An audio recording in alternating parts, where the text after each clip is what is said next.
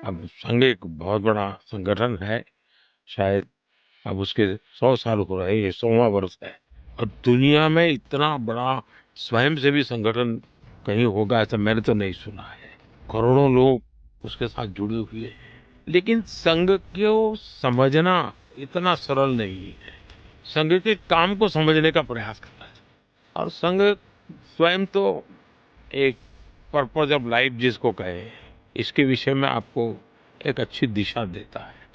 दूसरा, देश ही सब कुछ है और जन सेवा ही प्रभु सेवा है। ये जो हमारे वेद काल से जो कहा गया है, जो हमारे ऋषियों ने कहा, जो विवेकानंद ने कहा, वही बातें संघ के लोग करते हैं।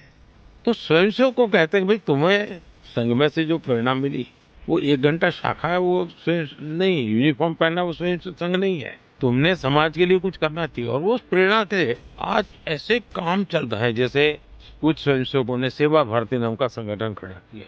ये सेवा भारती जो गरीब बस्तियां होती है, झुग्गी झोपड़ी में गरीब लोग रहते हैं, जिसको वो सेवा बस्ती कहते हैं, मेरी मोटी मोटी जानकारी है करीब 1.25 लाख सेवा प्रकल्प चलाते हैं। और किसी सरकार की मदद के बिना जो समाज की मदद से वहां जाना, समय देना, बच्चों को पढ़ाना, उनके हेल्थ की चिंता करना, ऐसे ऐसे काम करते हैं। संस्कार उनके अंदर लाना, उस इलाके में स्वच्छता का काम करना, यानी बिल्कुल 1.25 लाख एक छोटा नंबर नहीं है। वैसे कुछ स्वयंसेवक है संघ में से ही गढ़े हुए हैं, वो वनवासी कल्याण आश्रम चलाते हैं।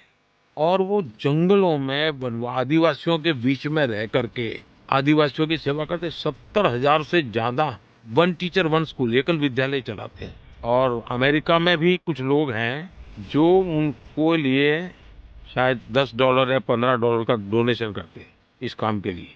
और वो कहते हैं कि एक कोका कोला नहीं पीनी है इस महीने, एक कोका कोला मत पियो और उतना पैसा ये एकल विद्यालय को दो। अब 70,000 एकल विद्यालय आदिवासी बच्चों को पढ़ाने के लिए करना। कुछ स्वयंसेवकों ने शिक्षा में क्रांति लाने के लिए विद्या भारती नाम का संगठन करा दिया। करीब 25,000 स्कूल चलते हैं उनके देश में।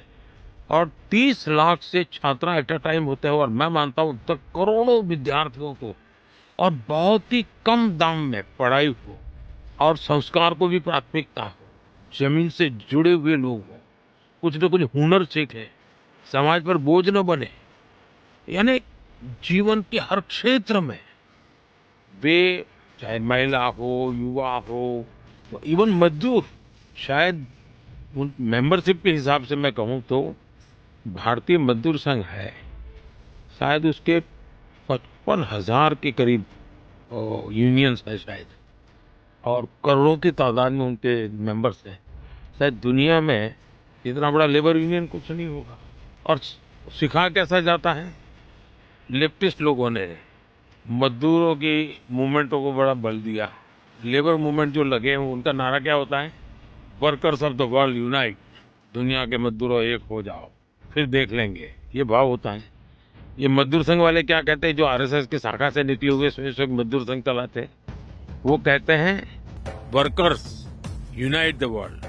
वो कहते हैं workers of the world unite, ये कहते हैं workers unite the world. Unite the world. ये कितना बड़ा वाक्य, दो शब्दों में इधर उधर है, लेकिन कितना बड़ा वैचारिक बदलाव है। ये संघ की शाखा से निकले हुए लोग अपनी रुचि, प्रकृति, प्रवृत्ति के अनुसार जब काम करते हैं तो इस प्रकार के गतिविधियों को बल देते हैं। और जब इन कामों को देखेंगे तब आपको 100 साल में राष्ट्रीय स्वयंसेवक संघ ने भारत के सारे चकाचौंध दुनिया से दूर रहते हुए एक साधक की तरह समर्पित भाव से, तो मेरा ही सौभाग्य रहा कि ऐसे पवित्र संगठन से मुझे संस्कार मिले जीवन के, लाइफ ऑफ पर्पज में जो मिला।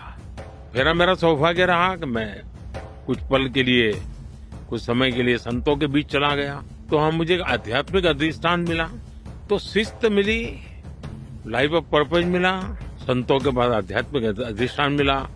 स्वामी आत्मस्थानंद जी जैसे लोगों ने जीवन